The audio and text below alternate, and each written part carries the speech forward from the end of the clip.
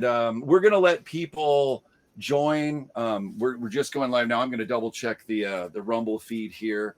But we met Carole down in Anaheim, wasn't it? Yeah, it was. I think it was. Yeah, it was Anaheim. We didn't get to meet her before that. But that's was when she in Olympia also? We can ask her. She's right here. No, okay. It would have been Anaheim then. Yeah, it was a great time.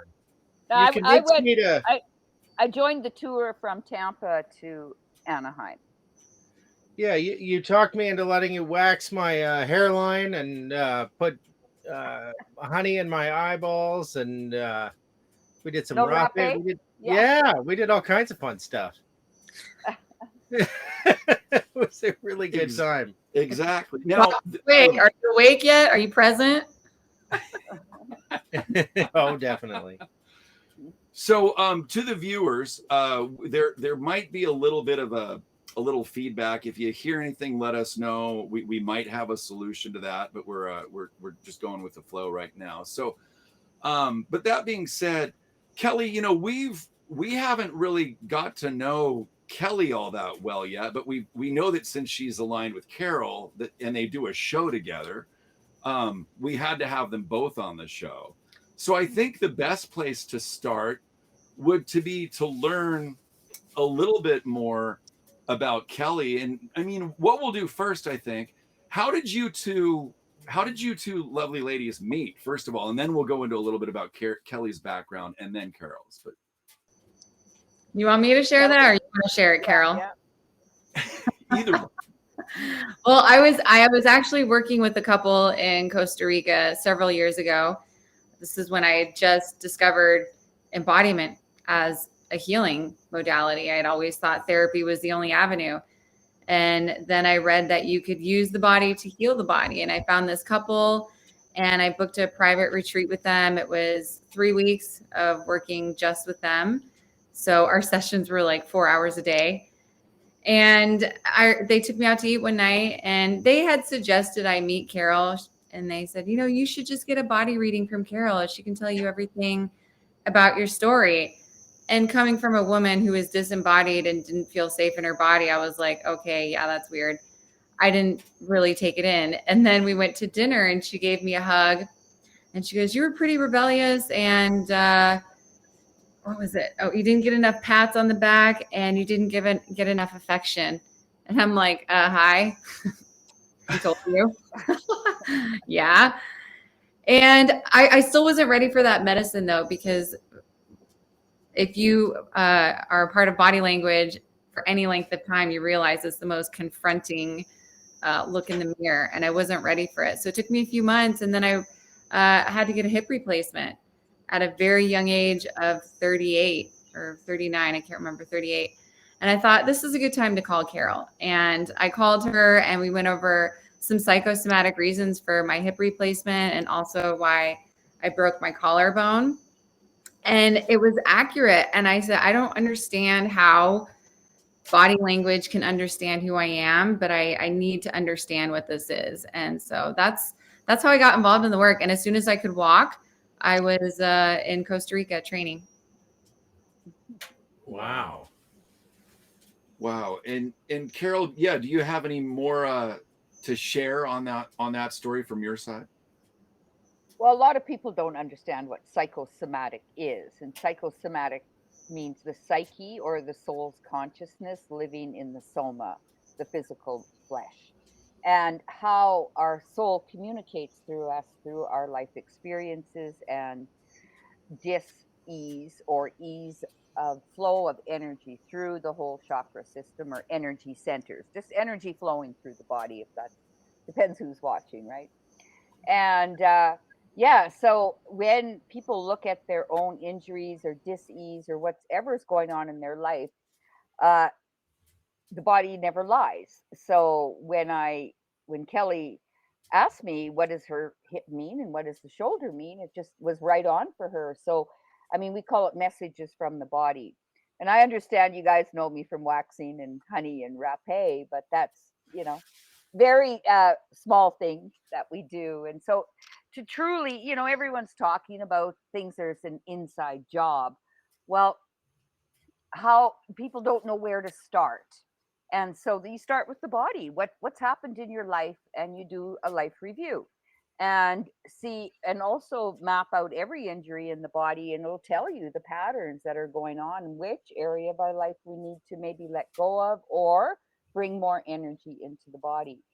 And so Kelly's been wonderful. She's really latched on, and she's got this brain power, a memory of an elephant. We look at face shapes, and we look at many different things, but it's the physical body that's the most important. That's our vehicle, and to learn to drive this vehicle with consciousness. So that brings us, once you clear emotional baggage from the past, what your body's been communicating the whole time, because all our information is in our formation. And why are we in the shape we're in? And a lot of protective tissue, armoring, whether it's fatty tissue or pumped up muscle system, it's all a form of protection. Hurt little boy or hurt little girl inside. So this work, once we can read body language, and it's not gestures, I mean, it is, but that's just the base of it. What's the body communicating? Like huge breasts mean something, small breasts mean something, big buttocks mean something, heavy thighs, calves. When did they start not, fighting against the system? And it all shows in the body. So if you have big armored muscular calves, that's trying to stand the ground right from 1 to 2 years old. The minute you start to walk, you're already resisting to conform to what adults want. And so it's all written on every part of our body. We just go into the history or her story, and we can tell everything about a person through the form of their body. We don't understand necessarily the story. That's up to them. Stories are all different, but the way we store emotional issues are in the body. Mm-hmm. And our body's like a house, with lots of doors and drawers and cupboards. And where did we put an emotion in and slam the door and not go into that area? So the body automatically either has to go in fight or flight in the parasympathetic and parasympathetic nervous system. So either the consciousness leaves the flesh, or it goes into resistance and it hangs onto it and stores it in the body.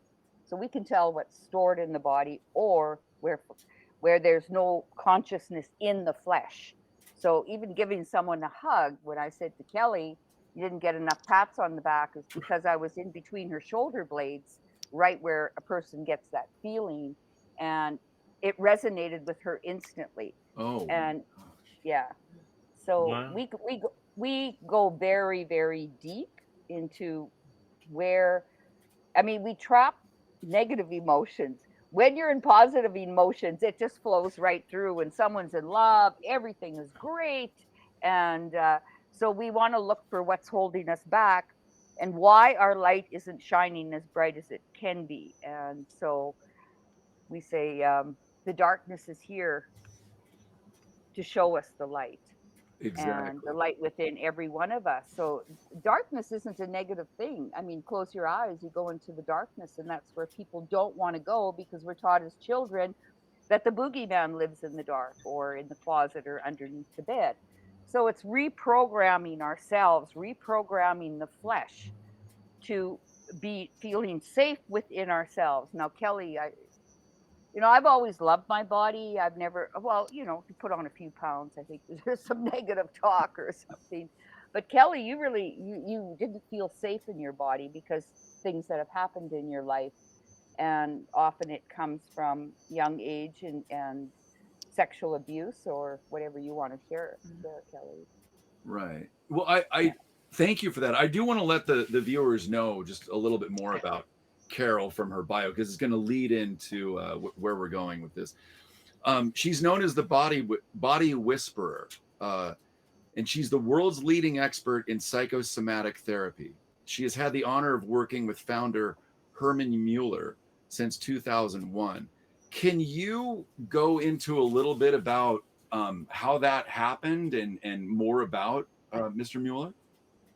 Well, Hermann Muller is the founder and director of the college, which is the Psychosomatic Therapy College out of Australia. We're so-called government registered, but it is very spiritual based. And so I met Hermann back in the year 2000, and when I went to it's a long story, but I'll do the short version. I went to an information evening, and there was about 30 or 50 people there. And the moment he brought someone in the front of the room, he looked at them. He could read right through them, and they had a huge emotional release. And I said, whatever that man can do, I'm going to learn. And so I signed up for his whole course, and so yeah, and I had such a huge emotional release, and my soul said, whatever you haven't dealt with, you're going to deal with it now. And so we had to read each other. I had to read another person, she had to read me, and I had nothing on my piece of paper. I froze, I couldn't move, and there was so much trapped energy in me. And what came out of it when I finally cracked, it was like thousands and thousands of rubber bands were cut inside of me, and I cried out 42 years of pent up anger, shame, resentment, everything that we can hold. And what it came back to me, what whirling came back to me was, in grade 2, I'd been wrongfully accused of cheating in a spelling test, and I got a strap for it right on the solar plexus of the hand. And ever since then, I hated English, and I became the class clown, put on weight, and I hated English. And yet I'd get 90s and 100s in biology and chemistry. And so it was like my body poured in sweat. And it takes a lot of energy to hold back what we don't like about ourselves. And yet I'd owned a bar for 14 years, a restaurant or a bistro and blues bar in Lethbridge, Alberta, Canada. Never once would I take my stage. Never once would I even run a staff meeting. I hired people to do that because I was terrified of public speaking. Well, now you can't even get me off the stage. I was gonna These are things that are, it's stuff from childhood that can really dim our light. And we have to know we have to connect the subconscious mind with the conscious mind. Mm-hmm. And then the energy can flow, and our body can be released. And then we learn to realign our whole mechanics of the body, how we stand, how we walk, how we breathe consciously. And it's not until you can let go of what we stored in our body to actually the muscle to release, so we can come and stand in full power and allow that energy to flow through us, and move that energy up from the life force and connect with the light source within us. We are like a flux tube. We're a conduit for that light, but we have to open all those drawers and cupboards that we've locked things in and bring light into those areas of our life. Then our inner world starts creating our outer world. What we think of ourselves Mm-hmm. is I always say everyone's got one purpose, and that's to love yourself. And the mission will come. Once you work with that, and be gentle on ourselves. We're all here to learn, and one step at a time. And they didn't screw up on the other side and send us in the wrong vehicle. They sent us to the right vehicle, to the right DNA for our life experience to fulfill our mission. Oh, but they screwed up on one thing. They forgot to send you with the manual, the owner's manual. So they sent it to us. The truth? Yeah. Yeah, but they sent it to us. We can give you all your changes. It's up. We're not in your body, but we can understand what the body is saying. And just 5 minutes will tell you more than a 400-page resume. I can tell everything about a person in 5 minutes or less. The issues, not the story. The story is up to them if they want to share. And then we've got some work to do. Really good point. Really good point. What's that? Go ahead. We've got some work to do, Carole, because I'll tell you, hearing your story, it took me back to some experiences I had that just flashed as clear as day. And I could feel the weight of it in my body. So I mean, obviously after the live, we'll maybe we can get into that. But I remember reading Louise Hay wrote a book called Your Body Believes Every Word You Say. Yeah. And it was interesting. There was another book that she read. I can't think of the title right now, but it Heal was your body, all of these heal your life. symptoms Yeah. associated with all of these beliefs that people held. And it really became a useful diagnostic when I was meeting with people, with dating, with all kinds of things, because I could really see, it was like a spotlight on certain issues. And you've Yeah. really taken it a step further and then some, it sounds like. Well, first of all, we've got to understand the blueprint of your soul, and that's your bone structure. That's the densest part of our soul. And so what are you built for? Are you square faced, round faced, oval faced? It's all, like I say, the information is in our formation. So a square is a square. It's practical, down to earth, doesn't like to think of a whole lot. They're doers rather than thinkers. Or if you're more rectangular, then you aspire to higher things in life, maybe not so practical. So a lot of, we see that in buildings alone. Either you're a ranch house, you're a high rise. And then a round face, well, that's like a ball. You can be manipulated. They're more loving. The widest part of their face is the emotional zone.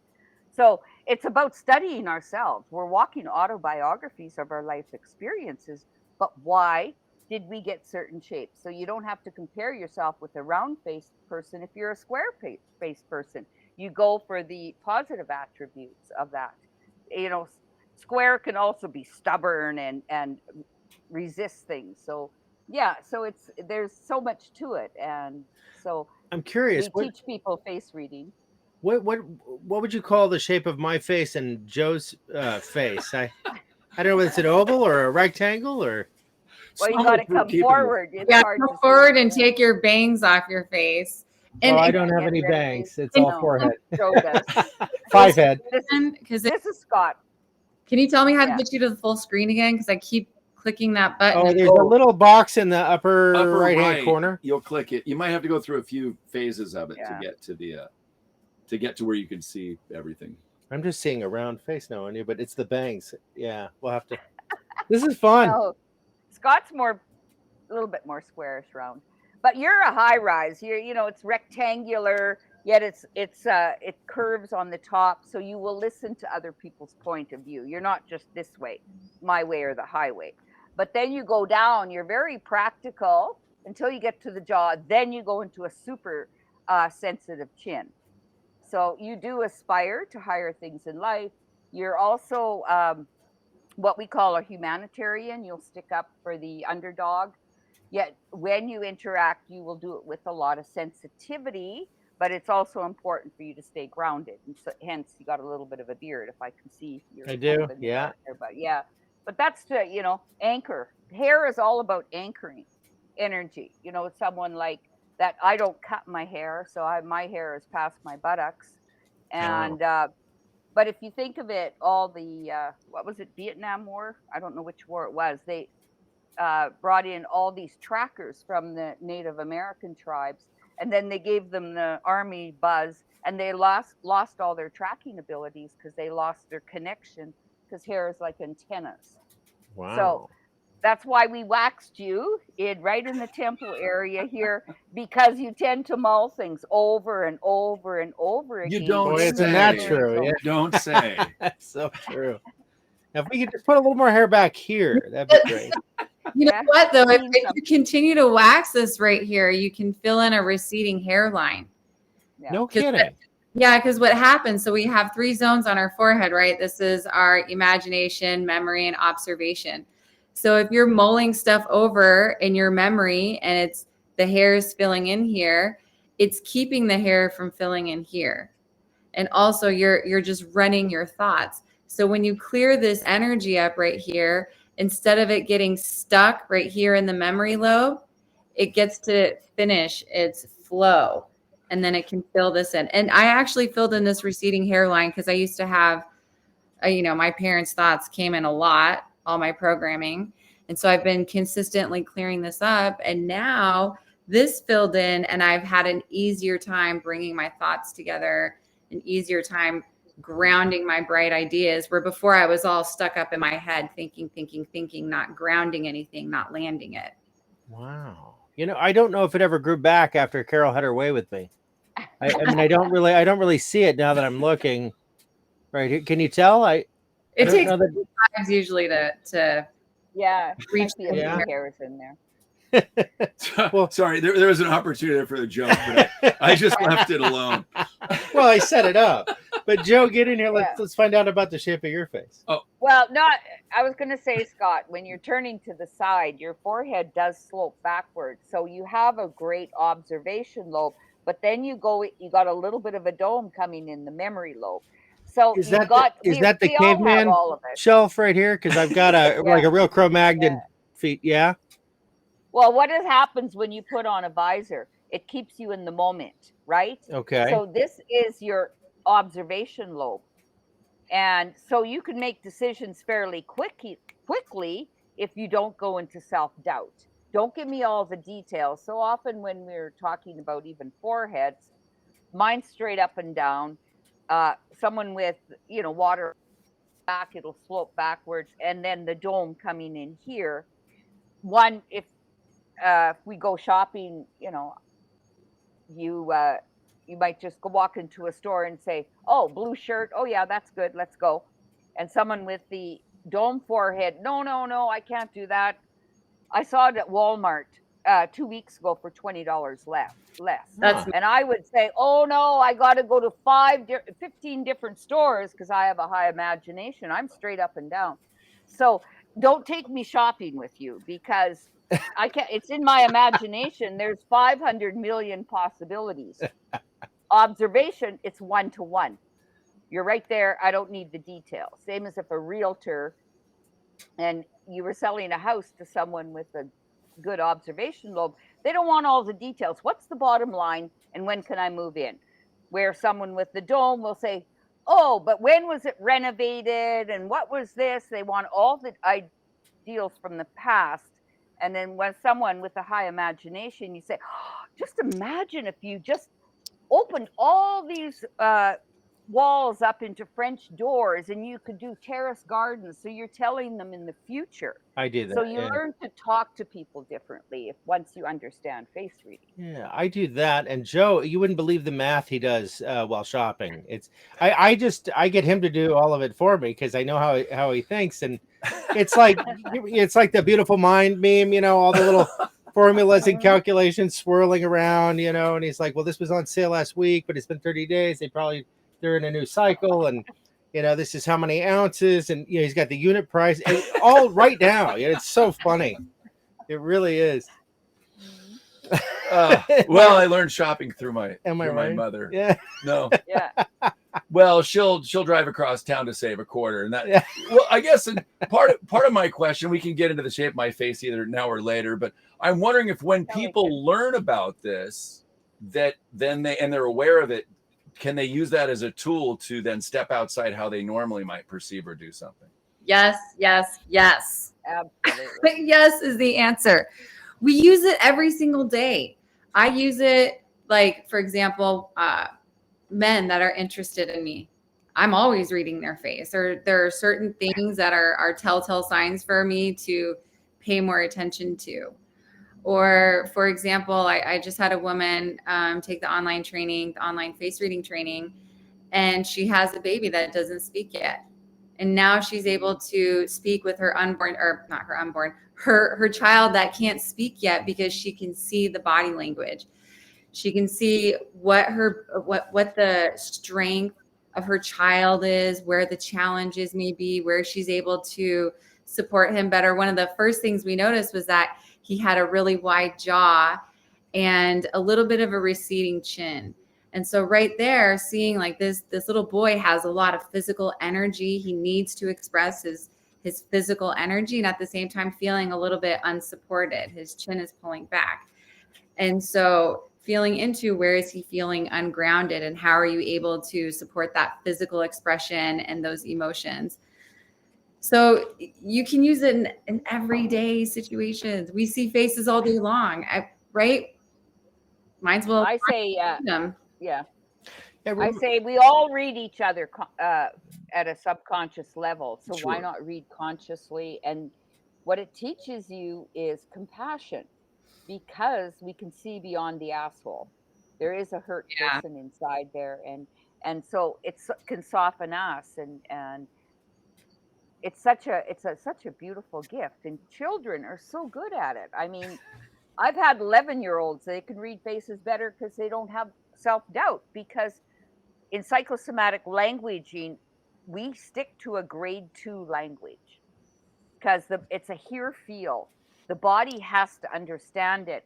And to get to the subconscious mind, and we understand this through hypnosis, you have to use simple language, because the body doesn't hear your gluteus maximus is tight. Right. No, you're a friggin' tight ass. You can't even slide a credit card through there, never mind pinch a penny. So they'll have a tight ass. I mean, their fear, and often their nostrils will be tight also, because they aren't feel supported by life. They can't get their fire going. And we got to pump up our own fire, right? I remember reading children, young children that are wearing glasses. You see the kids with the Coke bottle glasses and so on. Often that's because there's something in their life at home that they don't want to look at. Yeah. That's probably from the womb too. Yeah. We have our first show was on psychosomatic Trauma trauma in the womb on grassroots, and pregnant women should, I mean, anyone should understand it, but people are in our energy field, and so the brighter you shine and the more you've let go of in yourself, people feel that it's all around us, right? You just maybe not understand it. So For a minute there, I thought Kelly had a lemur behind her. I just saw that ringtail, and there she is in the jungle. Are wrestling. the what? I have two pets behind me that are wrestling. Oh. Even on a practical everyday level, one of the things that I like to do with my friends is see where they are and meet them there. Like, for example, I saw a friend at the market the other day, and I could tell by the bags in her eyes and the swollen face, and also just her slumped posture, that since the last time I had seen her, she'd been going through a lot, and she's probably feeling heavy and worn out, maybe not getting enough sleep. So I just said, hey, I missed you. How have you been doing? What do you feel about like a gentle stroll along the river, or, sitting in front of a waterfall? Because I can see she's not ready for an exciting adventure. I can see she's heavy and tired and worn out. And when I said that, her whole countenance shifted, and she's like, and I always feel like you just feel sorry for me. And I said, it's not feeling sorry for you. It's feeling where you are and meeting you and loving you in that space. And that's what sacred body mind language is. It's all about looking at the honesty of what your soul says it's feeling like living you, and meeting yourself in that moment. Her soul is tired. Her soul's going through some heavy things. It's all right to feel that and rest, and, resource yourself through your friendships or through nature. So this is another practical way just to be intimate with body language. Yeah, everyone just wants to be loved and accepted for who they are. And we are in the time of authenticity, and to get there, even to transparency, people are saying transparency. No, you got to get to authenticity and then transparency. So it's just getting real with ourselves and loving the skin we're in. And we're all looking for that same thing. Just everybody just wants to be understood. And like Kelly said, you can go deep just by understanding what the language, what's saying, and it touches them very deeply. Like when I've read thousands and thousands of faces across Canada and United States. We used to go to Conscious Life Expo, all the expos, especially in Canada. And I traveled with Hermann for 14 years. I've been doing this for 24 years now and teaching. And in 10 minutes, people would have a massive emotional release, because we told them all the beautiful qualities of them. You know, we can give them a challenge. You know, this is where maybe in your life you might have a challenge, but nobody's accepted them for exactly who they are. Lilith, look at the cats coming up. They all sense the energy. They're all, Yeah. I have my two cats on each side. Yeah. Yeah. So yeah, they just, and I still get emails from people from 15 years ago saying, you changed my life in 10 minutes, because nobody has seen me that way. And we're just telling them, we're just doing a simple face reading. I mean, overall face shape, but I mean, there's always, you can always get, and when you're looking into someone's eyes for 10, 15 minutes, and you get two reactions, either say, read my face, or don't look at me, right? When you say you're a professional face reader. Lean in or lean back. Yeah. And face reading is only one day of our 14 days. Then we do, you know, a whole day just reading the hands and the energy and what people are doing.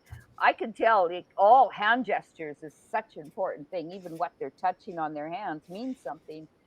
And then, of course, the feet and and the whole body. Like, we teach everything about, you know, and then study diseases. That's one running in our family tree. And so a lot people feel that when you're fully present in your own body, that's what people feel all around you. And we say, stay home, don't ever leave your body. Stay fully conscious at all times. And that's even when we meditate. I say, meditate in your big toe. Don't leave your body. It's like Home Alone. You're not going to leave all the doors and windows open. And most people are walking around like Swiss cheese because there's something that's hurting them deep inside, and they retract and instead of expand. So then other dark energies can come into us, or fear or whatever. So the more you can keep that light burning within, and that your passion at life itself, your energy field, the whole energy field will shift. Besides wearing 100% linen, you know. Yeah. I go back to my wear 100% linen. I was So. just looking at linen sheets yesterday. That's funny. Scott, get 100%. It's a healing fabric. It was 100%. It's a portal. Yeah. Okay. It's portal, 100%. It's a portal. That's why in the hospitals they always used 100% linen, and same with Band-Aids back in the day before Big Pharma came in, because it's vibrating at 5,000 megahertz, which is a portal in the energy field between the astral body, the mental, and the causal bodies. That is a portal. Rayon and polyesters block your energy, that they're plastic. Wrap yourself in. There's no expansion. And you don't wear wool, is also 5,000 megahertz, but you don't wear the two together. They cancel each other out. Wool and linen? It's one or the other. Yeah. Okay. I have a lot of wool. I love wool, but I live in the north. Well, for warmth. Then you don't wear it with linen. That's all. Right. And that's why they buried all the pharaohs in 100% linen. It's the best linens, because it preserved the body. And why you always hear about the heavenly host being dressed in white linen. Yeah, well, the linen sheets. That's I just 100% linen. Yeah, I love the idea, but I mean, you spend a lot of time in your sheets, so it seems like a good place to start. I love linen in the summer. It just breathes, and I can't wear the synthetic-y stuff. Scott has a one piece in the summer. Yeah, just I'm looking for one of those. No, I don't. I don't have a one piece anything. What are you talking about? Honestly, they had it right back in the day when everybody wore long dresses, because tell you what, as a woman, the best thing to wear is a dress. That's when you get the airflow. There's nothing like a dress. Yeah. Or a kilt for a man, maybe a kilt. Yeah. Well, in the native tradition, in the sweat lodges, you have to wear a skirt with no underwear, because of that connection with the life force. And the vagina is a negative. It's a negative charge. So that draws that up through the body. That's why women can have orgasms a lot easier than men can have a full body orgasm, I should say. Right. It's got to go up through the chakras. You can't do it through each other. Yeah, that was going to take this on a whole different. No, We won't go there. That's part 2. That's our next slide. Part 2. Yeah. We're gonna get We're into still laying the foundation. We'll here. get into some spicy stuff next time for sure. Yeah. Nothing like tantric. Yeah. Well, before we go, so I wanted to ask how the last 3 years has had you. We'll start with Carole, but step into your power. Like, are you seeing all the things that you've learned come to fruition so that because to me, looking at this, having you on the show, it's such a natural fit that you're becoming a go-to, if not a go-to already, for people that are looking for this information. We've never done a show on this subject quite like this, and to have both of you on the show, it's first of all, it's amazing. I love what we're talking about, and we're very thankful. It's just very cool to be talking about this subject matter. So, Carole, please go ahead. What's this? How has this had you step into your power? Well, I've taught for years, and I was always on Mesmerize Your Audience and with workshop leaders, presenters, holistic practitioners for many, many years. And I bought a place 6 years in Costa Rica, and the only place was for sale was Heaven and Earth Sanctuary. So I said, well, I've got the Lightworkers Institute. I train Lightworkers. That sounds like a good place.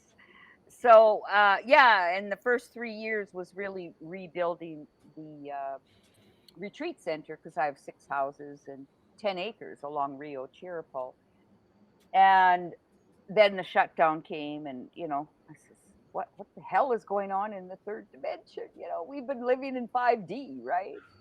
And so I went down that rabbit hole, rented all my places out for long-term rental, because I have kitchens in all my houses. And and then Jason Q held up the keys of Enoch, and I was sold. That's so I've been with probably every show with Jason Q for 3 years, and so I introduced Lewis to Jason, and then the Truth Tour came in, and I mean, I've never ever looked at politics, ever. I know more about American politics for sure than Canadian, and I'm Canadian, so it's really studied everything Trump, and just went down every single avenue, and wow. And I think what really happened, and I've been searching all my life for the truth, and then suddenly this is the truth. I thought it was the truth within. That's why I studied myself, which it is. But then I could understand the truth on the outside, and we're still searching for it. But I think we do have it, like this much of it anyways. I'm sure there's much more. And so then I did Las Vegas. I've done every truth tour, put it that way, even Hawaii. And then I also went and did Manchester and Ireland with Mark Atwood. So so it's been really an adventure, and we're here to assist Kelly and our mission, or together in bringing our shows together, is to bring the patriots and the truth movement to a higher level by looking at themselves first and foremost. And so it's that's what kind of where my adventure has gone, and it's been fascinating, because a lot of this stuff I was studying years ago, whether it's pole shifts to the biblical story told over and over and over again, so. And I'm a red spectral serpent, so I do everything from galactic signatures, numerology. I teach all of that, so, and how it affects the physical body, and it's all very true. So I always say start portfolios. Everything is a piece of the puzzle. Everything you can learn about yourself, because we're what better book to read than yourself? I mean, it's your life. Who's the most important person in your life is you. And that affects everyone around us, because especially people with children, they understand energy until the self-doubt comes in, and they mimic the parents, and we're picking up their habits too, right? Or their habitual things. So yeah, that's kind of. And Kelly, well, she moved down here. It's a year ago today, isn't it? Yeah, 11, actually 17? today is the year that I moved back to Costa Rica. Oh, wow. Yeah. Yeah, well, let's delve into the journey that you've been on for the last few years and how this is, pulled certain things out of you that maybe you weren't sure about or that were, sitting in Yeah. the background. Please go ahead. Oh my gosh. This past few years has been a freaking roller coaster ride. I like to call it the cosmic washing machine of shaking everything off me that's not been me and then putting me in the cosmic spin cycle and making sure everything is gone. It's just me. So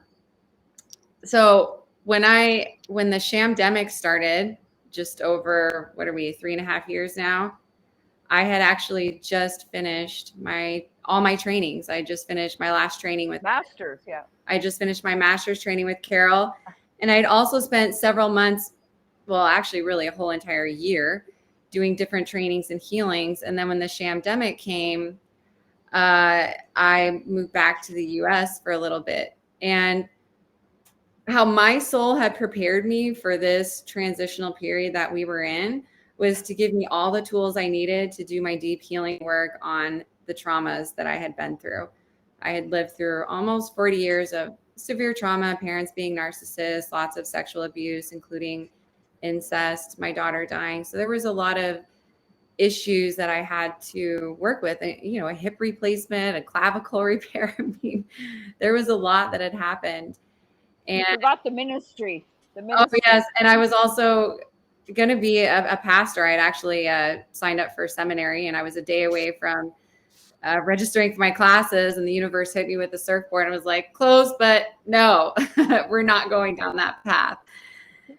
And so I had a dark night of the soul, to be honest with you, and a lot of inner work, restoration of my health. I had a lot of gut health to heal after years of severe trauma. And, our guts are where we process our emotions. So imagine not being able to process rape and incest and all those things.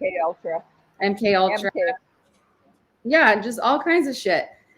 So I spent that time really going deep and healing myself. And through that, seeing how much love our soul has for us and being so thoroughly convinced of the love that I am. And from that, rebuilding myself into the integrity of who I really am. And I can look, I tracked my progress over these years, and thank God for body language, because I can see the consciousness of where my body was 3-4 years ago when I started. Well, I'm in my 5th year of this now. So a few years ago when I started this process, and then now the strength and the confidence and how my physical body has reshaped and how my outside life around me now reflects this beautiful life of peace that I've created inside of myself. And then from there, I birthed a program called Soul Much Love, because I was so inspired by how much love my soul showed me that I created this program to show everyone how much love their soul is. And so that's how I spent my past few years. And then I moved back here to Costa Rica. I was living in Nicaragua, and I hated it out there. I had to learn a lot of lessons with narcissists. And I mean, that had to do with not fully seeing that my parents were the original narcissists. And so there were a lot of reflections over these past few years of narcissistic behavior. And through all of that, actually, what I'm coming to see now is all of that preparation was for where we are now in our spiritual warfare, where we are dealing with the massive narcissistic dark entities that are running this fallen matrix, where they put on an air of, I care for you, I love you, but everything that they do is really self-serving and taking energy from us, taking power from us.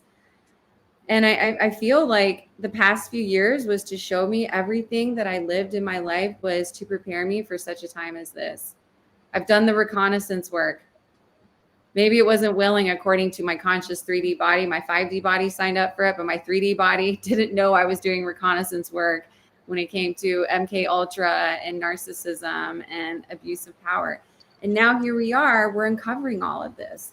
We're in the great awakening, the great unveiling of what's caused this. And actually what I've learned the most through sacred body mind language is how the collective right now is really a reflection of the narcissistic and codependent programs running.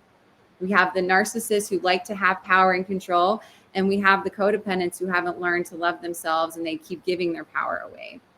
And so now we're coming in this place collectively where everyone gets to call back their power. The narcissist is not going to be feeding off of anyone anymore. They're going to have to learn to feed themselves or die. And the codependent is similarly going to have to do the same.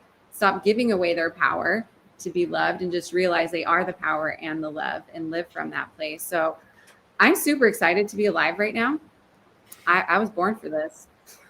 Well, it's the most exciting time I can think of to be alive. I mean, in human history, maybe, you know, it really is. It's not boring. No, not boring. Not boring at all. Oh, We're all hyping things up. I was just going to show you. I'm drinking methylene blue. Oh, I love methylene blue. Do you? I just, nobody can zap us with their lasers because we'll be blue-blooded. Yeah, we did a great show with Jonah Bolt about. Yes, that was you. Yes, I shared that so many places, and I have methane blue down here, but I want to get his with the methylene. You keep saying methane. Methane blue. Well, it's all the methane bubbles coming up. Methane blue over here. Yeah. Yeah, just meth for short. You know. gosh. But you're supposed to you're supposed to take it, you know, before you go out in the sun, because it activates the photon lights within us, and we have a blue circuit and a red circuit, which we, you know, talked about in a lot of our trainings, and it activates our blue circuit a little more to bring up the red circuit. So yeah, it's very interesting stuff. That's for sure. It's such a cognitive kick and a sense of well-being. I mean, I've taken a lot of things, but that's the one that really, it drove it home for me. That's amazing stuff. I won't be without it. It's wonderful. Just don't pee in the snow, Scott. I know. Well, it's funny. I've been taking some B vitamins, and that you get a really vibrant shade of yellow, and when I take the methylene blue, it's green. It's great. Emerald green, yeah. Yeah. But you know it's working, that's for sure.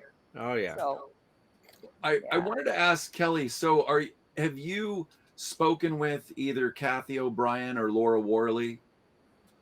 I am not sure who Laura Worley is, and I have been calling in wanting to do some sort of live with Kathy O'Brien, some sort of collaboration. When I watched her on the Roseanne Barr show, some of the things that she was saying, it was like bringing back remembrance for me. And one of the things I really admired about her, and this is what came alive for me when I spoke to her, when I listened to her live, was how beautiful and calm she was, and how she, even without remembering every little detail, she was still able to be beautiful and calm. And in that moment, my soul goes, look at how beautiful and calm your life is, Kelly. You don't have to understand every detail of your past to realize you healed it. Yeah. And that just expanded like a new level of consciousness for me. And also just trusting that when the time is right, the body shows the story. So yeah, I would love to eventually connect with Kathy O'Brien and probably that other woman. I'm not sure who she is. Laura Worley.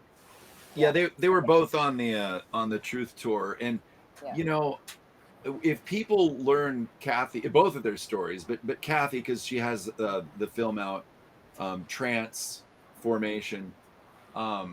If she can get to the sense of peace that she has, I mean, it inspires anybody that's human. It blows my mind that she is as peaceful and carries herself the way that she does after, and for those that don't know who we're talking about, it's satanic ritual abuse. And deep mind control. And I've been talking with one woman in particular, but a few different women. And I think what really throws me off, I was brought up in a pretty normal family as far as, the loving and both parents and all that. I just can't believe how many women, sisters, mothers, daughters that have been abused. It's startling to me. And I mean, I don't know if we want to talk on that subject, but yes. I think it's infuriating to me as a male that this goes on. It blows my mind. So please, anything you guys want to talk about on that subject. Well, I worked with a lot of, because when I lived in Lethbridge, there's a strong Mormon community in southern Alberta. And I'd have a lot of these women come to me, and I would do like a session with them. And by the time they left, they were dancing and saying how much they honored their soul's journey, is because I would go into inner child meditation and bring that child forward and let them communicate and connect. And also to understand that their soul is so strong, to bring that out into consciousness, into mass consciousness, like Lady Di bringing forward bulimia, and women, it allowed them to start speaking about it. And I says, your soul is so strong for you to take on that experience, so that, and you can bring it out of the closet, so your daughter, your granddaughters, and your grandchildren, going 7 generations back and 8 generations forward, that can release it within the DNA, the energy of the DNA. And they would just like to do that for their grandchildren. They're ecstatic, right? And there was a lot of incest amongst the Mormons, for sure. I mean, we know that from Polly, whatever it's called, 21 wives. So much more common than people are aware of. Yeah. And they're not even sure how high the statistics are, because there is so much shame around incest. And a lot of these satanic families are based around incestual rape. And it's one of the most violating experiences. Speaking as someone that was violated in such a way, not just as a baby, throughout my life, it has lasting damaging effects on the psyche, physiologically, psychologically. And so what I would like to say to the collective is pretty much everyone has gone through this, and there is a huge reconciliation that needs to take place within ourselves. Looking at how this sexual trauma has affected us and doing that inner work to realign. Carole was talking about earlier how sometimes we can keep attracting the same things. And what's happening with the body language is, when you go through a trauma that doesn't get solved, for example, a rape, that energy begins to accumulate and tense up. And this is what causes the malformations in our body. And so what's happening as we're in this malformed state, we are electromagnetic beings. So we are creating an electromagnetic frequency based on some misaligned posture from something that happened to us. So as we're walking around looking at humanity, it's an opportunity for us to look at them and say, why are they crippled? Why does their body look like that? Why are they acting like that? Why are they out sleeping around? Why?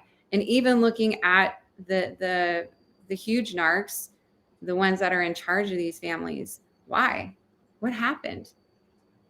And if we're not going to look at that, how are we going to heal it? That's the biggest thing that I would like to invite people into, is taking an honest look in the mirror. A lot of us talk about wanting to create heaven on earth and make the new earth, but very few people want to take that long look in the mirror and really love themselves into wholeness. Because true love requires stillness and presence. Stillness to take in the fullness of who someone is, admire them, and then love them, right? Just like I was able to go to my friend at the market and see where she was and love her in that state. This is where we're being called into. And the only way to, a lot of us talk about, we want to have like a ceremony to cut the energetic tie to this, or a ceremony for that. Life is the ceremony. You are the altar, right? You are the altar, the living sacrifice, if you want to call it. But the way to cut the energetic ties with the past is to create the new energy. If this is your energy from how life has treated you, well, how do you fix that? And that way, the new electromagnetic resonance happening within you is an aligned electromagnetic resonance. This is why our energy is in a straight line. Energy flows better from point A to point B. Not like being detouring. Yeah. Take out the detours. It makes me wonder. What's the scavenger hunt of love? Everything is a reflection of love. Everybody talks about duality. At the core of it, I don't think there's duality. I think there's love. There's two sides of love. There's being in love and there's being out of love, but love is the truth.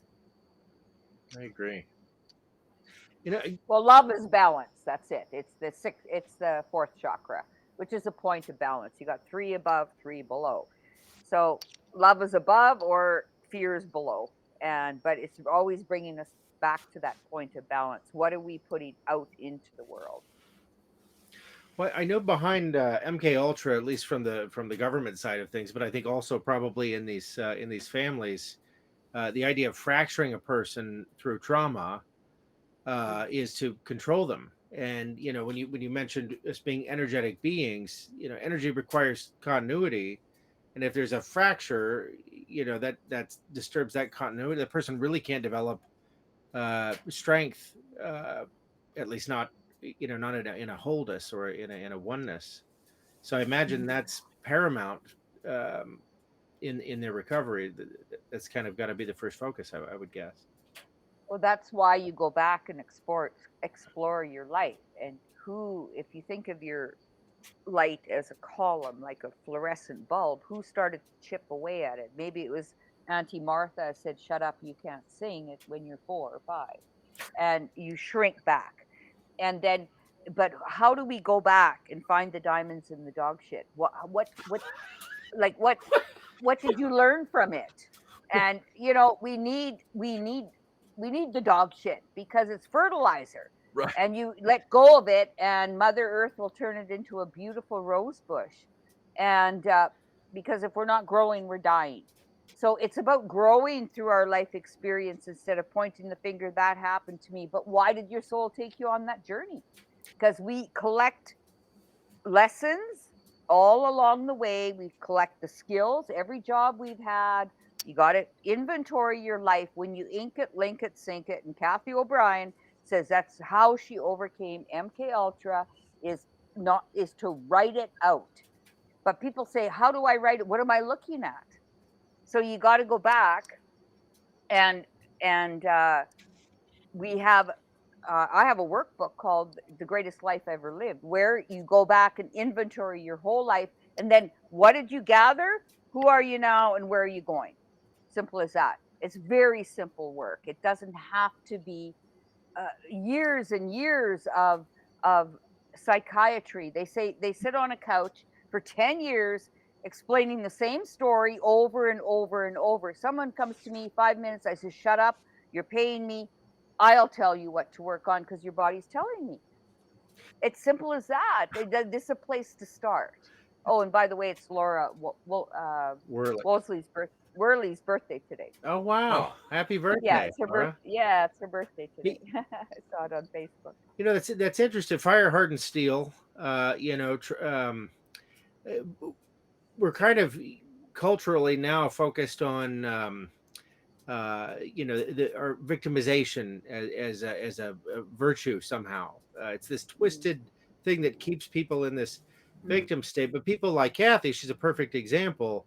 When you recover from that kind of adversity, that kind of uh, trauma, you come back so much stronger. And some of the strongest and most impressive people I know have been people that have overcome the worst trauma. So I think this focus on victimization or the focus on being a victim, I think really prevents people from that kind of power and that kind of healing.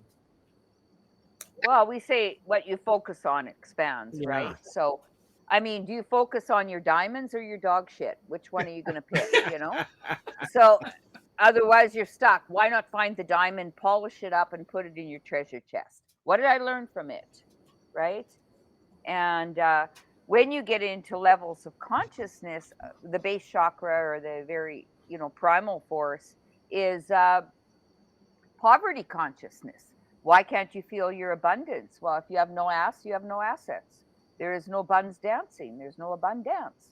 So, and holding back, then you'll have a big ass, and now you're holding back, or you're busting your back to please others, and there's a kink in the garden hose, and it pushes the energy down into the lower energy centers.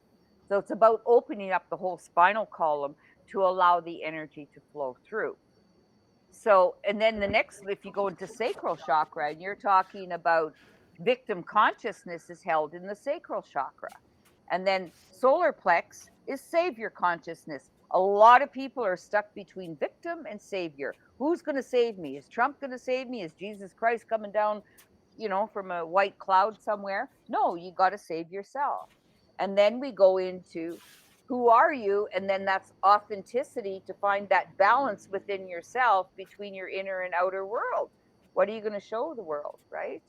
And then you can become transparent. But you got to work through these lower ones first. Nobody's coming to save us. We understand that. So we got, sometimes that's why I look at it, which level a person is at, whether it's poverty, victim, or savior. Can they get to the next level? Is the heart chakra. That's the point of balance. And when we get to that, right now, technology is out way up here, and spirituality is here. We need to bring these two together in balance. That's what happened in Atlantis, right? They used technology to blow everything up. So we're now, that's why people are stepping. I don't care if it's a religion or whatever, but we're coming to a point. We have to find the values within ourselves. What light, what part of us is still darkness that we can't shine our light? And then we plug into a new matrix, if you want to call it a matrix. But it's how all the light workers around the world, whether or pathfinders, whatever you want to call it, people that have solid virtues, that's open to be the best and strongest person we can be. We're all working with our stuff still. I mean, it never ends.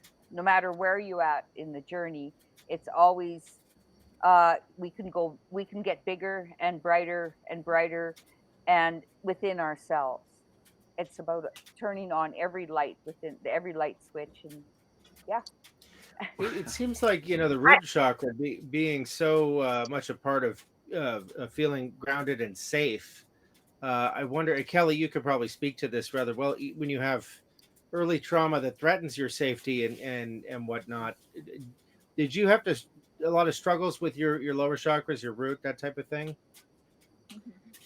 Yes, I did. And I want to bring a little bit of a balancing perspective between like the 3D and the 5D of victim consciousness, because there are points in our life where we are victims. When we are children, we are victims. And I realize there are going to be people out there that saying, "Oh, your soul chose to sign up for that." That's called spiritual bypassing. Your soul chose a human experience, okay, for a reason. And our feelings are our soul speaking to us about what it's like living our human experience. And so part of that healing process of the root chakra stuff, especially, is acknowledging when we were a victim, and now taking responsibility, right? I took things into account. I was accountable for what happened to me. It doesn't mean it's our fault that things happen to us, but where we're going, victim consciousness is staying a victim. Yes, at one point you were a victim, but now let's be accountable and let's be responsible. Let's take into account everything that happened. And now we are able to respond. We are responsible. Let's respond differently. And yeah, so for me, there was a lot of root chakra restabilizing that needed to happen. I mean, I went through years of diarrhea. I had lots of parasite issues, H. pylori, irritable bowel syndrome. I was down to 106 pounds at one point, right? Just my body letting go, just always running, and fear. And not only was it restoration of my physical health, like reestablishing my organs functioning normally, it was learning how to breathe properly, which when we breathe properly, then that starts digesting our emotions. Our diaphragm starts massaging our transverse colon and helping us work through the emotions and breathe more life in, feel more life.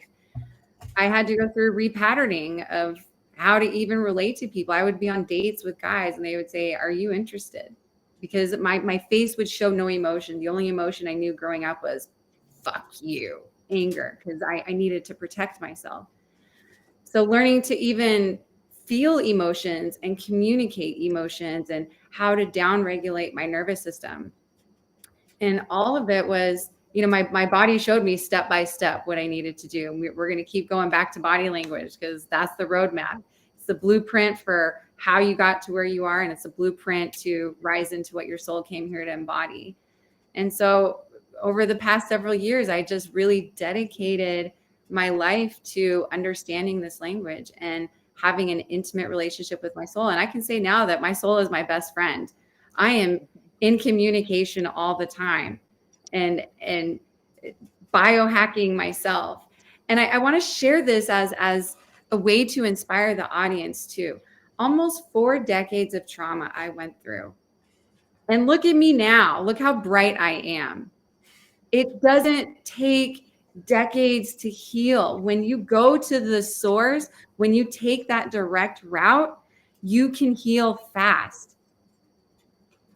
I love it. Wow. Yeah. And I love my soul is my best friend. I love that statement so much. It's amazing. And Kelly is growing an ass.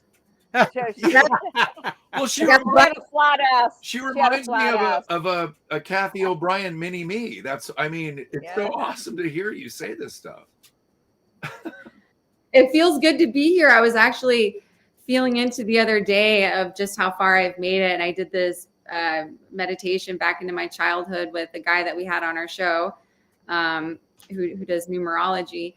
And I went back to this age when I was 20 years old and I just moved to Southern California and I had made my dream come true of living the California dream and going to live on the beach and starting a new path for myself. And I never fully celebrated it. And when I went back to that moment, immediately adult Kelly ran up to young Kelly and I was jumping up and down. "Oh my God, you made it. You made your dream come true." And even in that little reparenting technique, it's just a quick little reparenting technique. I woke up the next day being like, "Oh my God, my life is good." Look, I go out the window. I've got a sunrise of beautiful colors and mountains that are so green and flowers blossoming everywhere. Like, what a life to celebrate. And every step of our evolution, we're this beautiful lotus flower of consciousness opening. And our soul is cheering us along every step of the way. You're making it. You're making it. Yeah, keep going. That's amazing. I think my most interesting conversations that I've had, and I have a lot of them. I get to do this show, so they're all pretty. I'm real privileged in that regard. But they have been with my soul. That's a really, I think, an amazing thing when you can open up that kind of communication. And it sounds like you have, and it's profound. It's really profound to have that relationship. Yeah. Well, it's following our destiny, and it's all there. I mean, we're all making up a fairy tale. We might as well make up a good one and work with the temple and the physical body to fulfill that, you know. Mhm. And we have, a few different ways, like psychosomatic numerology, which Kelly is talking about. We had one of my students on, Joseph, who does numerology for 35 years, but he hadn't anchored it in the body. So we've done that, and then to go with galactic signature blueprint, because it's right brain function, and there's many ways of reading. There's a lot of divination tools, and so to give us a pathway, which, human design is very left brain and galactic signature is very right brain, because it's using archetypes, and it's using the Mayan calendar and the Mayan, like a huge study in cosmology. And we just pick a path. Here again, pick a path. Most people are just flailing out there. And so you study your body, you study cosmology or numerology. How is it anchored in the flesh? Everything is connected. And there's so much information out there, but a lot of people block it because of religion. You're not supposed to look at this and look at that. Why not just be open? This is what these blinders are. That simple, going back to waxing you in Anaheim, in the middle of the pit, the speaker's pit. I just walked by you and you said yes. So I said, okay, let's rip you off. Because I love ripping people off. Yeah, And the body really, you can do a lot just letting emotions go with laughter. I mean, crying, but laughter is really important too. It's time that we start laughing and celebrating who we are and what our light means to the world, and honor our own light. So, and connecting with other lights all around the world. And we just happen to be in Central America, so we can, expand that. Kelly's like, I'm a Mennonite girl from Canada, living in Costa Rica, studying American history. Like, oh my God, I never thought this would be where I'd be at now. I mean, but we are all in the right place at the right time to shine our light, and we're bringing our lights together with all these different tools that we all have a gift to share with the world. Don't ask me about politics, because I can't repeat what Jason Q says, but I can answer any one of his, Albert Pike's questions, August 15th, and what year it was. But don't ask me what it is until he asks the question. I can repeat it. So, yeah. And yeah, we're all at different stages in our awakening, too. And well, so, before we get too far away from it, you said human design is left brain, and then what was it on the right brain side of things? galactic signature. Galactic Add signature. that Yeah. body language is the balance between. It's both. It is the perfect marriage of energy. I really want to learn more about this. No, it's the galactic signature blueprint, and it's by Julius Aguilas that brought us cosmology. And there's a huge study. I mean, it's wheels and walls, circles within circles. Otherwise, we're stuck flat planed on the Gregorian calendar, because they're not elevating it to get to the next level. That's why the Mayan calendar it's so in depth, and people, are still going back to the Julian or 13 moon calendar is really important, but it all corresponds with the physical body too, because we have 13 joints, which is 13 moons, and then we've got 20 seals, which is our 10 toes and our 10 fingers, and each one means something. So, yeah. I mean, Donald Trump, look at him. He's a blue hand, which is the avatar, and he's got the wizard in his first dimension. He's got in the second dimension is the the white dog, which is the compassionate one, and then the blue hand, which is the avatar, and his fourth dimension in his heart chakra is red Earth. The red is Earth is the navigator. So he's navigating us through the fourth dimension right now. And then his higher self is the blue monkey. Is this by looking at his face, or is that the reading? No, that's higher stuff. I do a lot. Okay. A lot of spiritual That's the stuff. galactic signature. She's reading the energy of the galactic signature and putting her interpretation of his signs. Yeah. Which is, I mean, he's a monkey. He's got the wizard in his first dimension, and he's got this monkey who, the blue monkey, is the magician. He always says, I've got a magic wand. He is taking us through this dimensions. And it's hilarious the way, when you start looking at it, you know, I mean, but looking at ourselves first. I says, we're all making up a fairy tale. Why not make up a good one? Most people have no direction, and I'm a red spectral serpent. That's why it pisses me off when they all talk about cutting the head off the serpent. It's the Kundalini.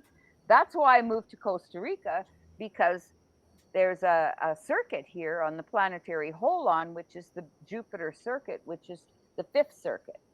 The fifth circuit numerology is now that's the sacral chakra, and that's what's out of balance. They cut it when they blew up last time between Jupiter and Mars. They blew up the planet Maldak, which is now the asteroid belt. And we have to repair that within ourselves, which is the sexual and sensual energy, the misuse of it. That's why the child abuse on the planet. They short-circuited Mars, and all the karma came to planet Earth, down to the third dimension, this is supposed to be for animals, this planet, not for us as humans. We're meant to be in 5D. Wow. Well, that's the split. Okay, I want to bring up something that's breaking, and then bring it back to, you know, some of the what your teachings and what people can expect in both live and online. But so this came up. This is on Melissa Red Pill's Telegram chat today. It says, remember Executive Order 13848. It was signed on September 12th of 2018. Well, 13848 is the zip code for Tunnel, New York. And now we're seeing all this stuff going on with the tunnels and things like that. But where I'm leading with this is we've all been, many of us have been chasing these dangling carrots and what's the next news that's breaking and all that kind of stuff.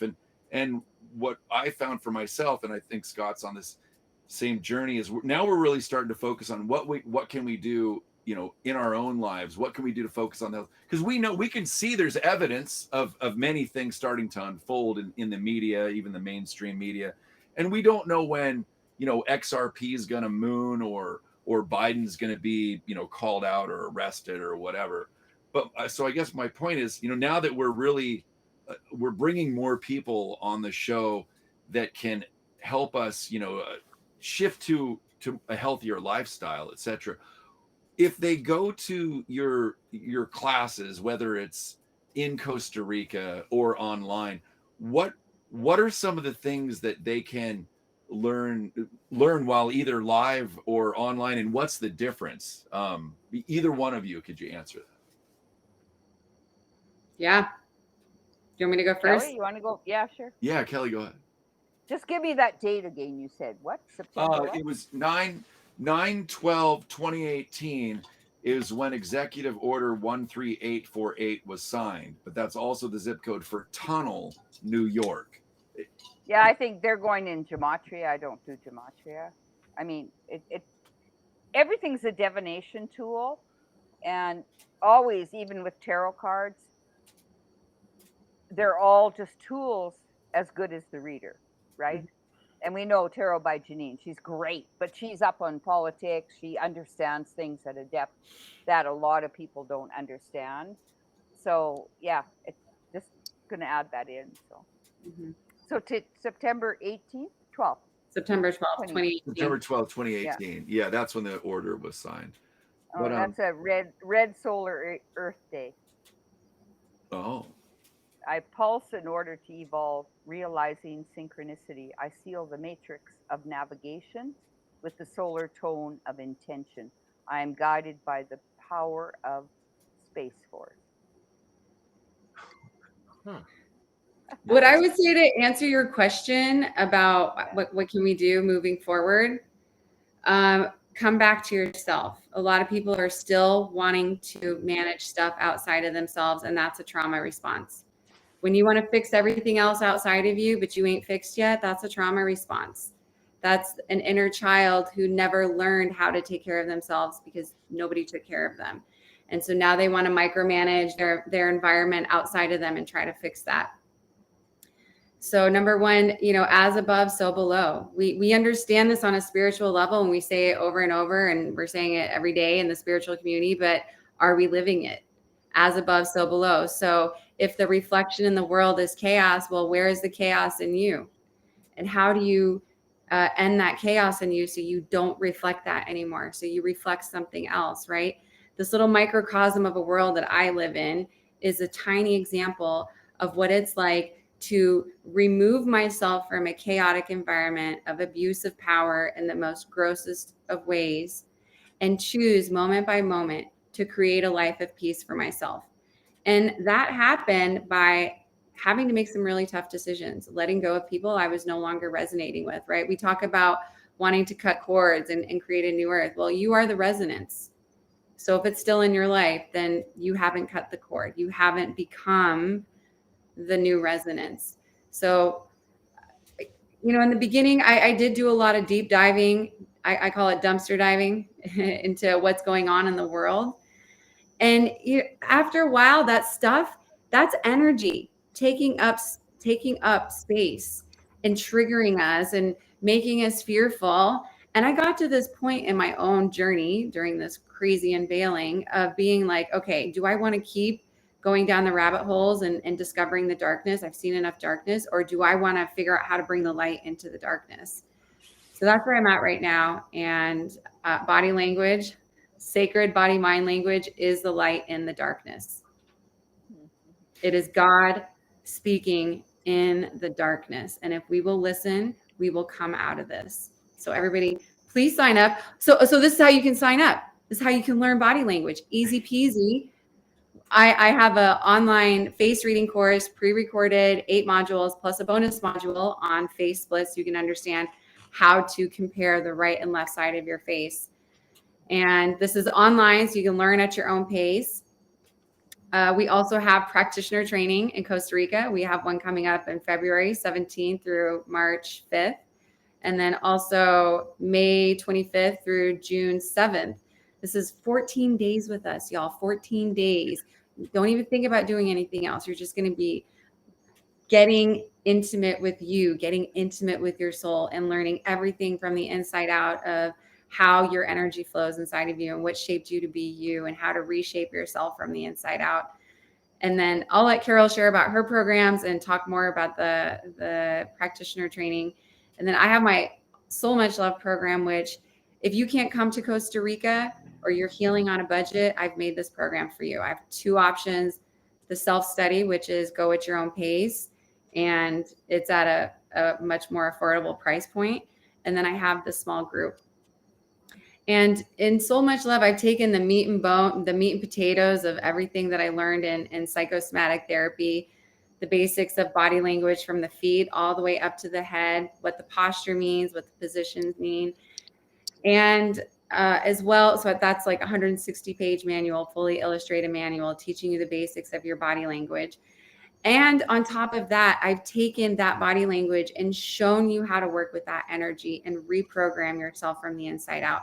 So that's in a couple of practical ways. Number 1, restructure and rebuild.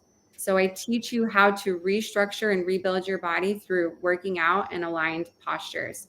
So very basic exercises. I have over 400 hours of recorded content teaching you how to retrain your body. And then go ahead. Well, I was how were you? It just sounds miraculous how you've been through 40 years of trauma.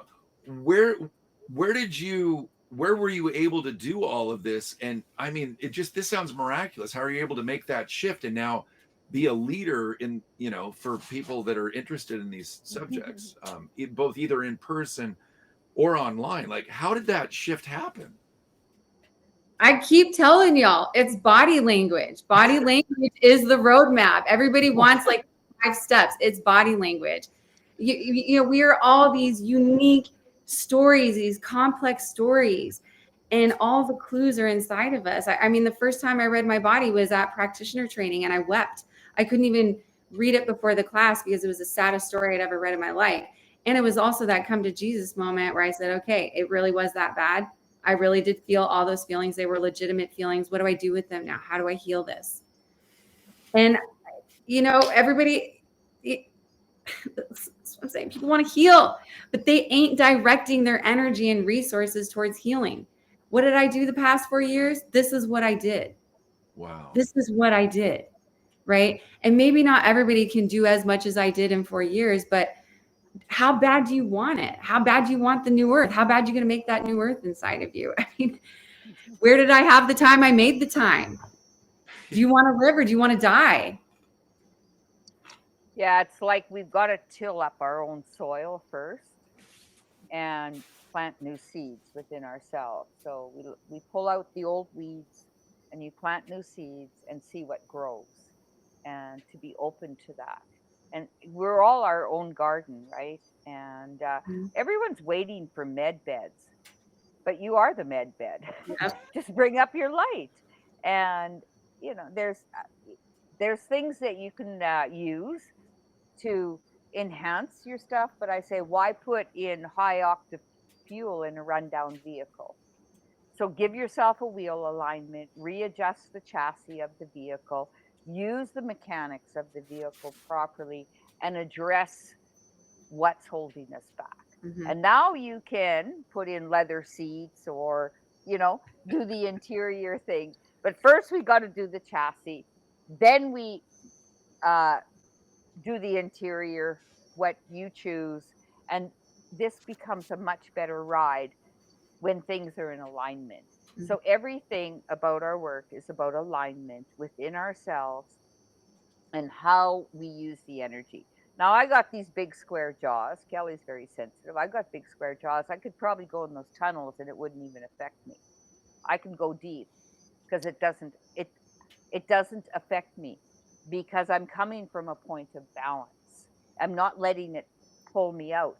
These and I learned a lot from Hermann Muller, my teacher, is like these things. A lot of these kids that are in those tunnels or whatever you want to call it, they are masters here to come and show to wake us up.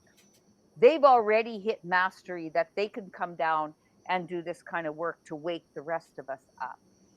Whether it's we know that from a like a mentally challenged child has so much love to give and be love, and they show us how we judge or how we're not seeing the soul within them. So that we come back to that. It all comes back to how do we see our inner world and our outer world? How do we find the balance between the two worlds even? And it's reflected in our energy. So I say I'm not a healer. I'm a holer. I'm plugging your holes. I don't support anyone and I don't help anyone. I'm here to empower people because everyone's got the power within themselves. Look in the mirror at that 4-year-old and talk to that 4-year-old every single day, and how you are going to be the parent of that 4-year-old and not hang on to that shit from the past. We become our own adult, our own parenting. Otherwise, you get stuck in energies of that and keep talking about those old things from the past. Now we're moving forward. It's time to let all these things go and move forward, and not keep blaming and shaming other people. They're here to shine they dim their light in order for you to shine. So if it's a parent that's abused you, they've dimmed their light at a soul level for you to shine and wake up. And how are you going to get past it? And how are you going to let go and give that energy back with love, so that that soul doesn't have to reincarnate to keep that cycle again? Because it is an energy. It's not a physical body that you're attaching to. Got to let go of the energy. I like it. So Well yeah, said. Well, and we do have people asking, lots of where. So questions. Kelly, we'll start with you. Where can people find your classes? And then I do want to hear more from Carole about, the difference in what she offers too. But people are asking where they can find your classes online or anything you teach. Yes. Who gave us the thumbs down? I saw a thumbs down. Yeah, we can figure out where this comes There's from. always a hater, and they're usually the ones that ain't doing as much work. That's fine. So you can find me at kellyloverewilding.com. And I'm also Kelly Love Rewilding on all the socials, YouTube, Rumble, Instagram, TikTok, Facebook, everything. Kelly Love Rewilding. And rewilding, what is that? I got that download years ago when I did my Aya ceremony, and my soul showed me what my business was going to be and how I was going to be here to assist humanity. And I didn't fully understand that word until I went through the rewilding. And I realized the rewilding is coming back to the innocence of who we are. And in sacred body mind language, this is what we teach. The innocence is our inner sense. It's that inner tutor, our soul, keeping us sensitive and telling us this is the way to go. Oh, wait, don't go this way. This doesn't feel good. And this is what we teach. So check me out, kellyloverewilding.com. Awesome. Well, thank you. That answers that question. Yeah. Carole, let's hear about some of the, and I'm sure you two work together in some respects, obviously, but what can one expect if they come down to Costa Rica and work with you, if you'd be so kind? Well, actually, Kelly lives a kilometer away. I figured.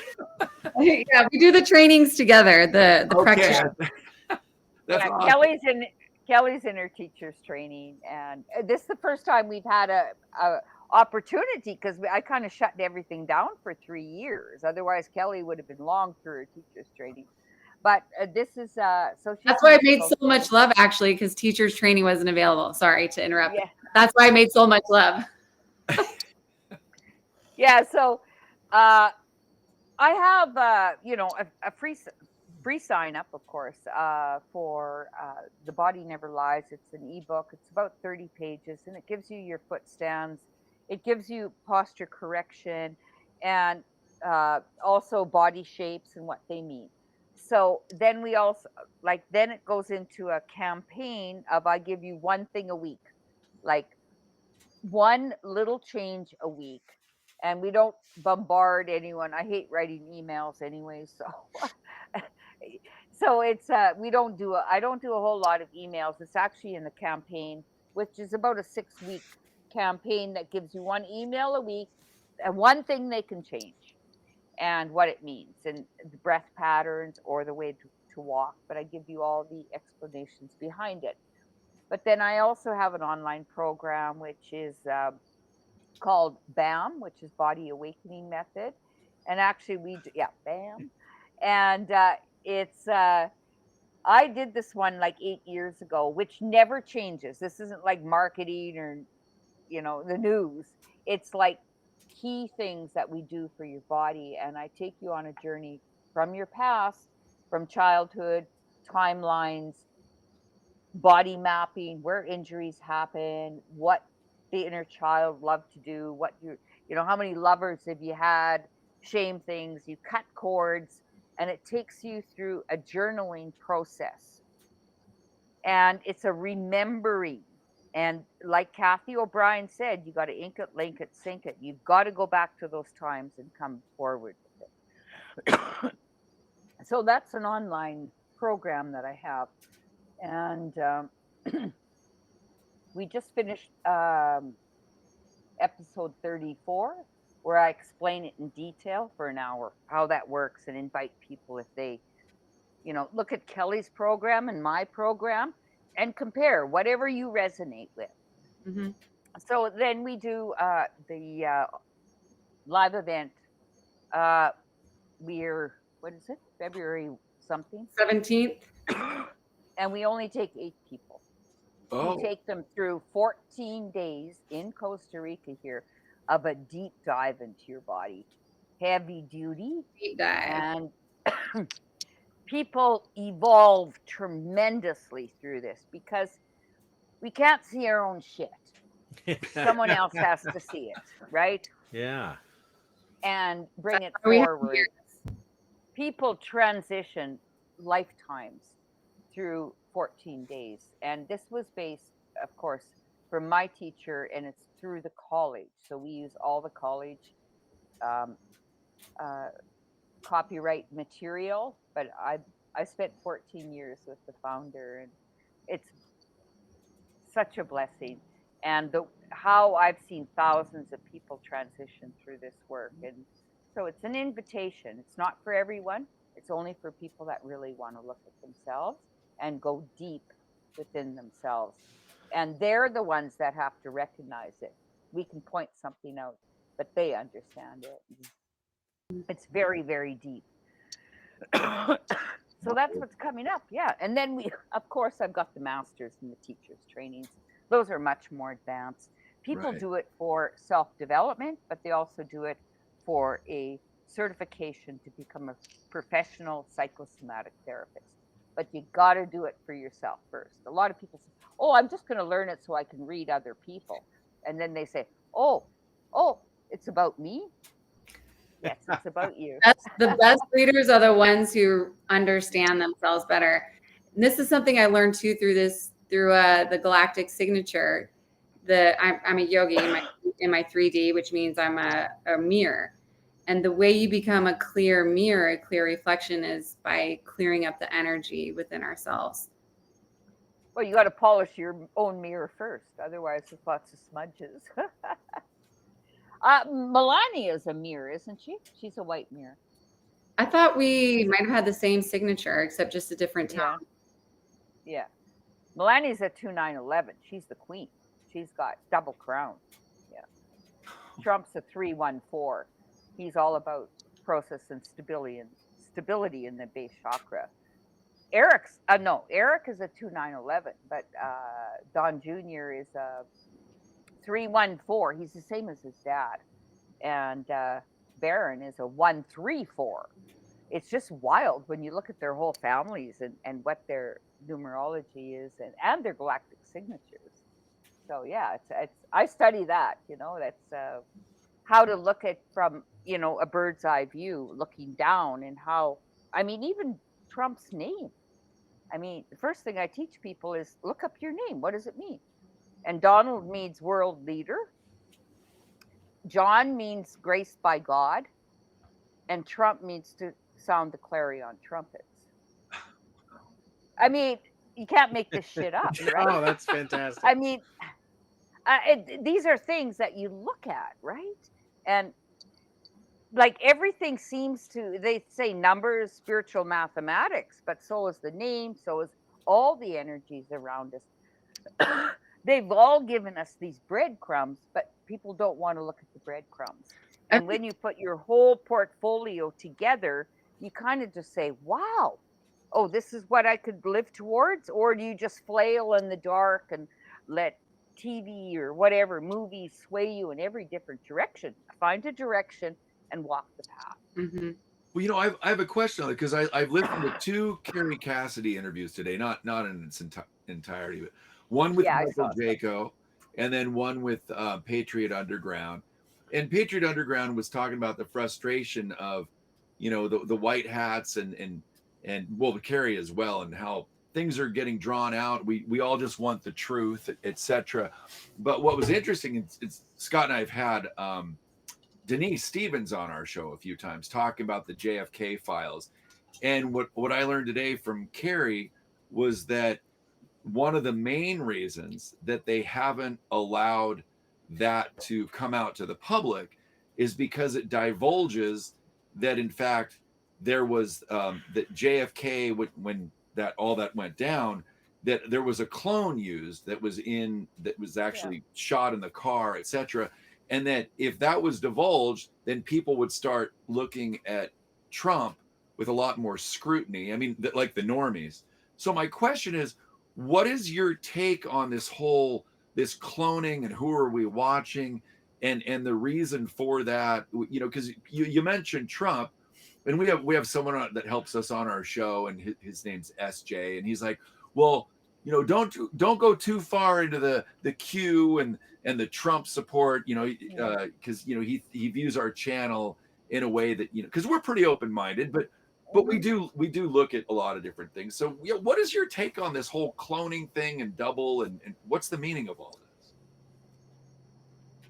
Well, I think we understand there's been we have no idea what's really how advanced technology is. I mean, all the Cabbage Patch children, not the dolls, but the children, we know from the, you know, all the world fairs, they were in incubators and the orphan trains. I mean, there's so much that has been hidden from us. So I think they've been cloning for years and years. Or was he a double? That, I mean, or maybe he had a suit on, right? They have those plastic skin suits. They can put anybody in a plastic suit. I was using a Ouija board, you know, back in, I think, you know, 1965, probably right after he died, you know, and how you can influence it. So, yeah, I just think that there's so much that we've been dumbed down, and these are the veils that are coming off. And I think the truth will come out. I will never speculate because I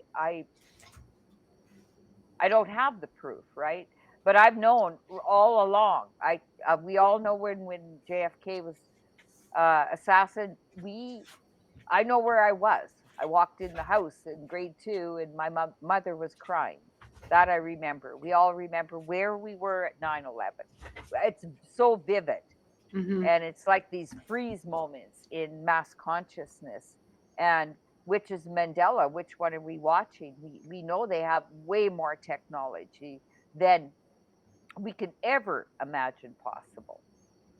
And so I'm open to anything. I mean, I don't get into the politics of things though, because I don't have enough, you know, unless it's Trudeau. I do know that Margaret Trudeau was having an affair with Castro when I was in grade 12. So that's back in 1974 or 75, whatever it was. We all were laughing about Margaret Trudeau, and it's not so funny now. Right.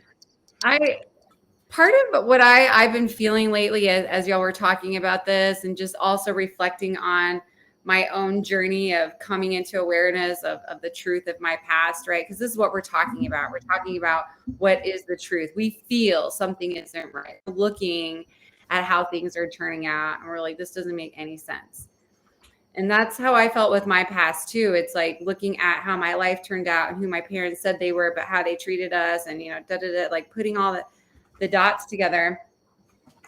And it brought me to this place, sort of like a mad woman, where I am just like, you know, metaphorically opening up all the doors and the closets and taking everything out. And it's almost like, if I could describe it to you, I cleaned out everything. There wasn't a table I wasn't going to unturn. I was going to find the fucking truth. And because I knew that there was something that was off, that was messing things up. And I'm sitting back watching what's going on in humanity right now, and I'm like, what's going to be the final poke that's like, fuck it, we're storming the White House, we're burning this down, we're burning, like, where's the revolution, right? Like, I had my internal revolution because I knew I needed to figure out what was going on and create my peace. And the collective still isn't there yet. They're still waiting for Q. They're still waiting for Trump. They're still waiting for the Galactic Federation.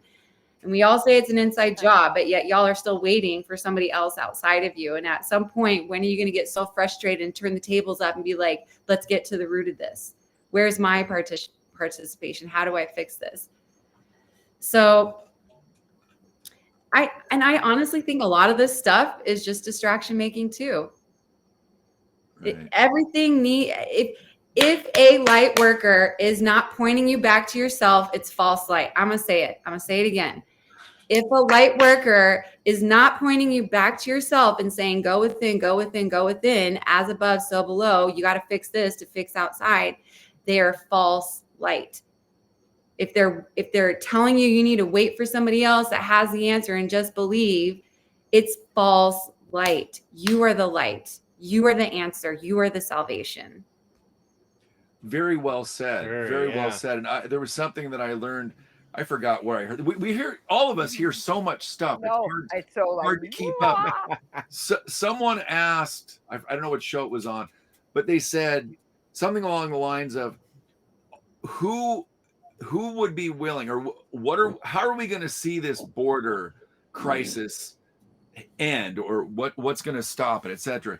And it's going to be when people rise up and go down there themselves and end this shit, basically. And I'm not saying that we want to see we want to see a war with guns and all that stuff, but when enough of humanity is down there saying no more, we know what you're doing, you're trafficking children, you're bringing drugs in, you're fucking with the votes and all that. When enough people know that, it can go down there and say enough is enough. And it was empowering, because basically the point was, we have to do it. We have to lock arms with each other, have shows like this, get involved in our local communities, whatever that means.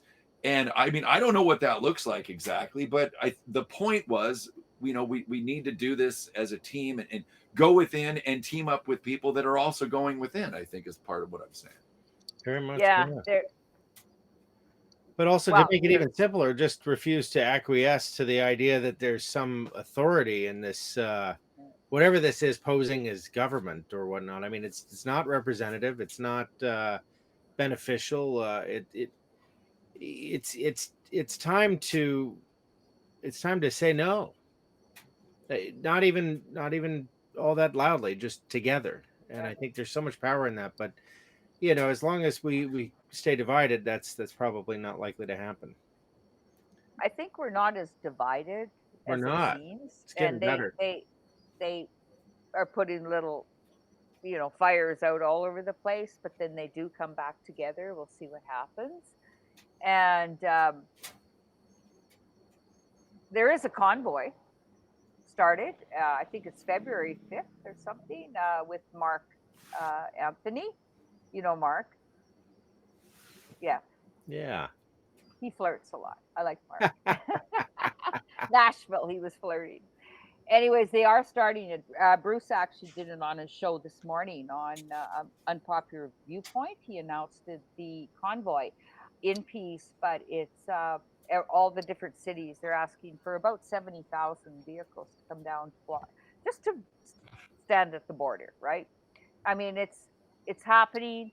And I think people are finding their passion and courage within to stand up and not so much, call back on to, I might get in trouble. I mean, they played that card with the Canadian convoy. I mean, the truckers convoy. I was on that front seat with Chris Barber and in his big rig, but from Costa Rica through my computer. I mean, 28 days. I mean, I watched every bit of being Canadian, and I'm so proud of my country, how they stood up.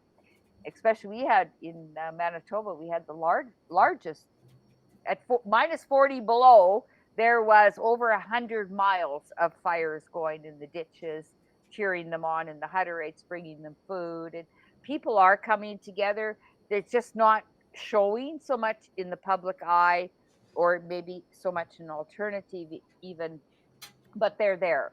And I think we need the division for everyone to come back together again, and it will take that. And it's happening. It is happening. And it will. We have that in our hearts, and we are in the truth. And like I say, the darkness can never overpower the light. The light has to shine. It's awakening the light within us, because look how many blinders we've taken off. Yeah. Just to understand what's actually been going on. Like everywhere I turn, I says, really?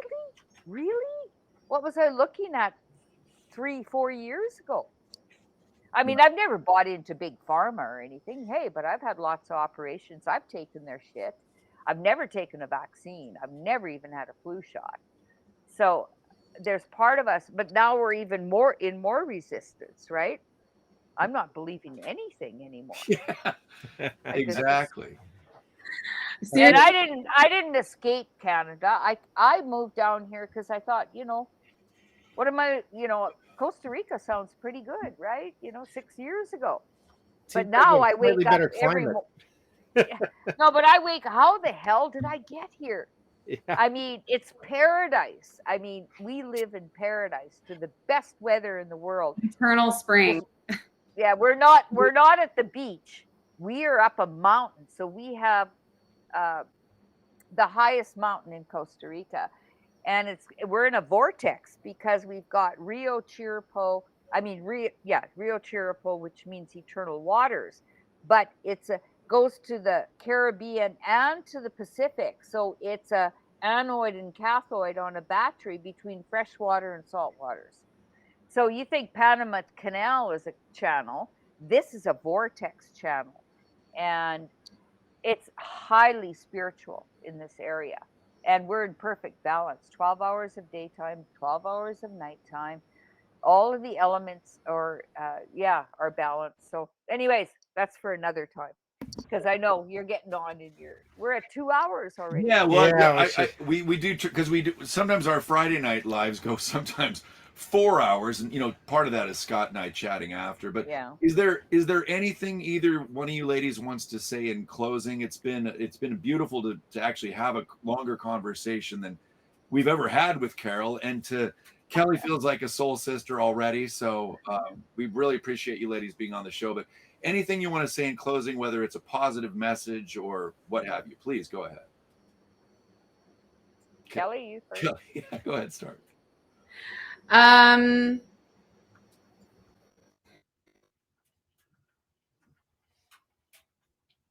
What did she phrase? She's in the sacred pause. So the number one investment. Why are you guys laughing? Did I freeze? Yeah, I think you did. It was an unfortunate time. That yeah. Go ahead. Sorry. I said you're in the sacred pause.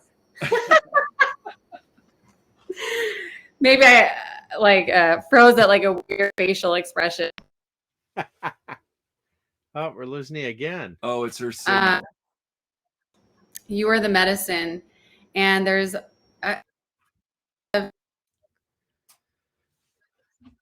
sourcing, and it's time that we in-source. And healing, it's really not that expensive. We'll spend $5, $10, $15, $20,000 on hundreds of thousands of dollars on a house, and all that stuff is going to burn away. And there's investment, because when this functions, everything else is going to function. So please reach out to us, and if money's an issue, set up a discovery call with me. There should be nothing keeping you from doing your inner work, and I love you. Thank you, Kelly. Carole, please. Yeah, if someone wants to get the free ebook, which is Your Body Never Lies, and it gives you some really, really deep connections with yourself and start exploring. Even if you just change your foot point, you get on track with your life. And there's such simple things, and it doesn't cost anything.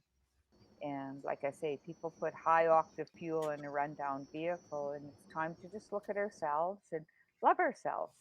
And there's lots out there. Like I say, it's if you want to connect with me, it's Carole at the Lightworkers Institute, and have a call with me. And yeah, just explore. I love talking, and I'm here to empower the patriots, this community. I really, really went deep into this community, and I believe so much in it. And yeah, it's been such a, like I say, wonderful journey. And in the last year and a half, I've flown to the United States 5 times for the Truth Tour and traveled with them. Wow. And yeah, so it's but I've met the most wonderful people, and we're a family in ourselves, because a lot of us have lost family through this journey, and we are your family now. And